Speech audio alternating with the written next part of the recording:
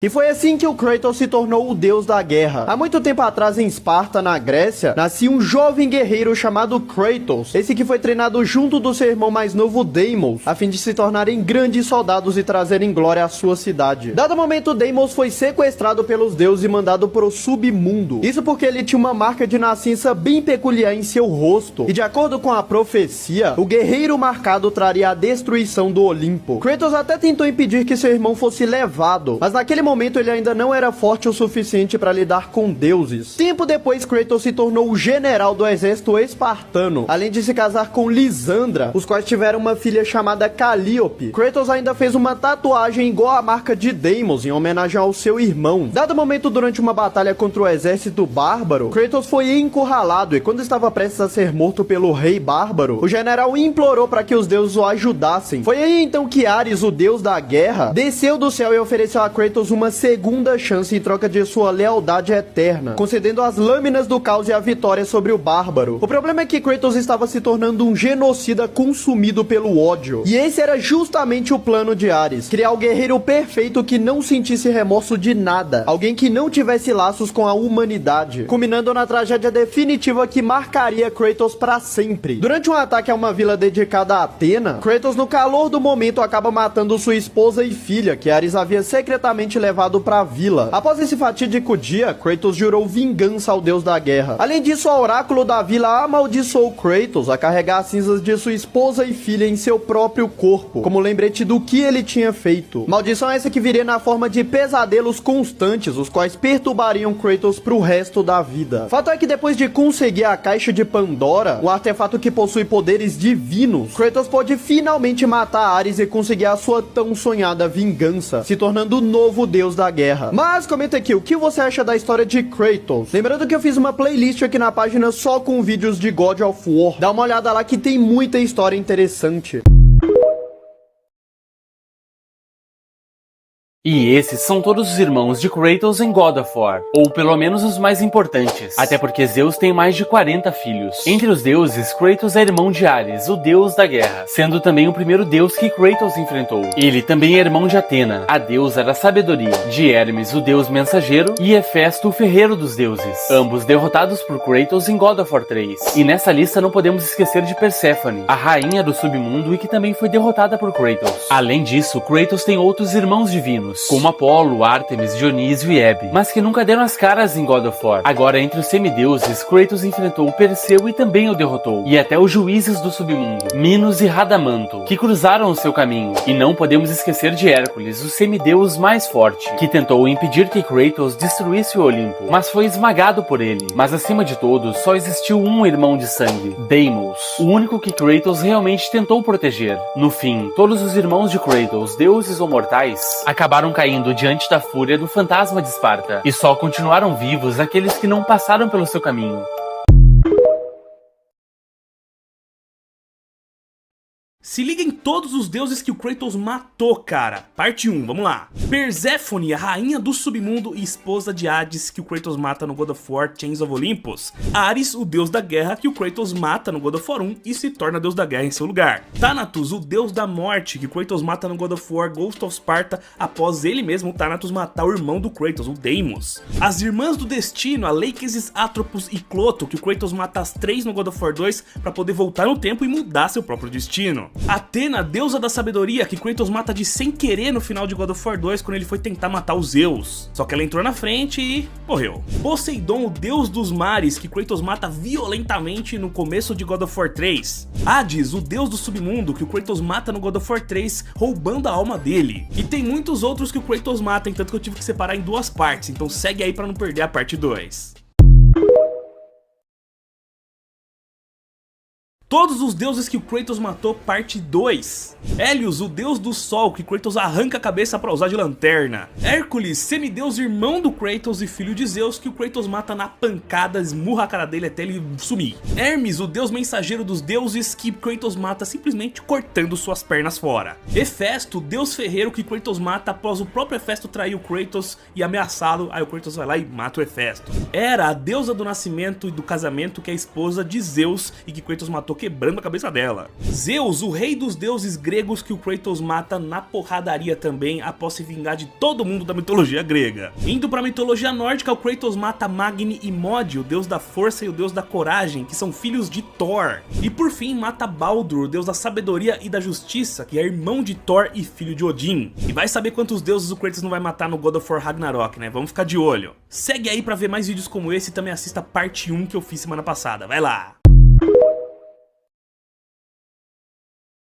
Se liga em todos os titãs que o Kratos matou na saga God of War. O Hecatoncheirus, que é um titã de 100 braços gigantesco que o Kratos mata em God of War Ascension, um dos primeiros inimigos grandiosos que o Kratos enfrenta e sai vitorioso. Prometheus, o titã que roubou o fogo dos deuses do Olimpo para dar aos humanos e por isso foi punido por Zeus a sofrer pela eternidade. Kratos mata o Prometheus a pedido dele próprio no God of War 2 para se livrar da sua tortura eterna. Perses, o titã da destruição que o Kratos mata no God of War 3 sem dificuldade alguma, pega a lâmina do Olimpo, enfia no olho dele com Quick Time Event, a gente nem vê direito, mas quando vê, Kratos matou um titã do nada. Cronos, o titã do tempo, rei dos titãs e avô de Kratos, que o Kratos mata no God of War 3, escalando ele, arrancando suas unhas e no fim matando ele na cabeça com a Blade of Olympus. E por fim Gaia, a titã da terra e da natureza, mãe dos titãs, que ajuda o Kratos, mas depois trai ele e aí o Kratos mata ela junto com Zeus. Segue aí pra mais vídeos como esse. Essas lâminas têm tanto poder quanto história. Você sabia que a lâmina do caos é muito mais do que uma arma em God of War? As lâminas do caos foram forjadas no Tártaro, o abismo mais profundo da mitologia grega, e são imbuídas com fogo infernal que nunca se apaga. Elas foram um presente do próprio Ares para Kratos, simbolizando sua servidão. Essas correntes que prendem as lâminas aos braços de Kratos não são apenas físicas, elas representam a conexão inescapável com seu passado sombrio, uma espécie de maldição que ele carrega por todos os reinos. Apesar de serem armas antigas, as lâminas do caos ainda são muito eficazes na saga nórdica. Elas permitem que Kratos alcance inimigos à distância e realizem ataques em área, mantendo a brutalidade de suas batalhas. As lâminas já foram um símbolo de destruição, mas em God of War Ragnarok vemos Kratos usá-las de maneira mais controlada e até protetora, principalmente para proteger Atreus. É uma verdadeira jornada de redenção. Curtiu conhecer essas curiosidades sobre as lâminas do caos? Deixe o seu like e se inscreva no canal para mais. A incrível evolução das lâminas do caos em God of War. As lâminas do caos são, sem sombra de dúvidas, uma das armas mais icônicas dos games. Essas que possuem uma história profundamente conectada com o passado sombrio do protagonista da saga Kratos. Forjada pelo próprio deus da guerra Ares, as lâminas do caos são entregues a Kratos em meio à batalha, onde o general espartano estava prestes a ser morto pelo rei bárbaro quando clamou pela ajuda do deus da guerra. Ao receber o par de lâminas, Kratos foi marcado como servo de Ares, sendo obrigado a cumprir suas ordens, que foi quando Kratos dizimou cidades inteiras a mando do próprio deus da guerra, incluindo a sua esposa e filha. Porém, já no final de God 1, Ares acaba pegando de volta as lâminas do caos de Kratos, e depois de derrotar a divindade e se tornar um novo deus da guerra, Kratos recebe as lâminas de Atena, da própria deusa Atena. A questão que fica em aberto é se essas lâminas de Atena são outro par de lâminas ou é apenas uma versão modificada das lâminas do caos. Fato é que Kratos as usa até o início de God 3, quando ele cai no submundo e tem seus poderes drenados, incluindo os poderes da lâmina. Atena, então, que nesse ponto já estava mortinha da Silva, pega as lâminas e dá um upgrade nelas, as transformando nas lâminas do exílio. Porém, depois do Kratos matar Zeus e tentar tirar sua própria vida, isso já no final de God of War 3, é dito que ele tentou se livrar das lâminas, porém elas sempre voltavam devido à maldição que ele recebeu na mitologia grega. E depois de chegar na mitologia nórdica, Kratos guardou as lâminas que, ao que tudo indica, são as do caos, sugerindo que Atena, anos atrás, possa ter tido acesso às lâminas do caos de alguma forma e apenas modificou ela todo esse tempo. Mas comenta aqui, qual a sua versão favorita das lâminas do caos?